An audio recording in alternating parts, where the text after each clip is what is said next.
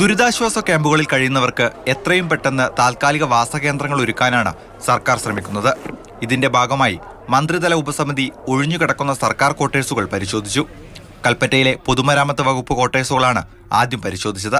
ആ ക്വാർട്ടേഴ്സുകൾ മുഴുവൻ ക്യാമ്പ് അംഗങ്ങൾക്ക് വേണ്ടി തുറന്നു കൊടുക്കാൻ വേണ്ടി ഞങ്ങൾ തീരുമാനിച്ചു.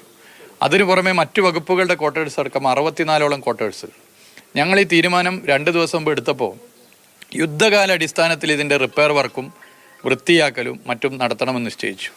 ദുരന്തത്തിൽ കാണാതായവർക്ക് വേണ്ടിയുള്ള തിരച്ചിൽ ഇന്നും തുടർന്നു.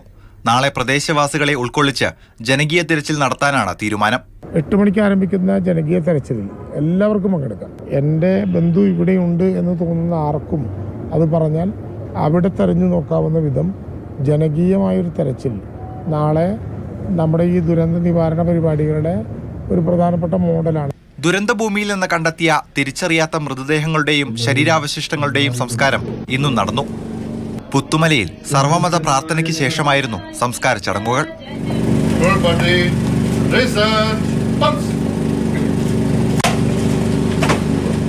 മാതൃഭൂമി ന്യൂസ്, വയനാട്.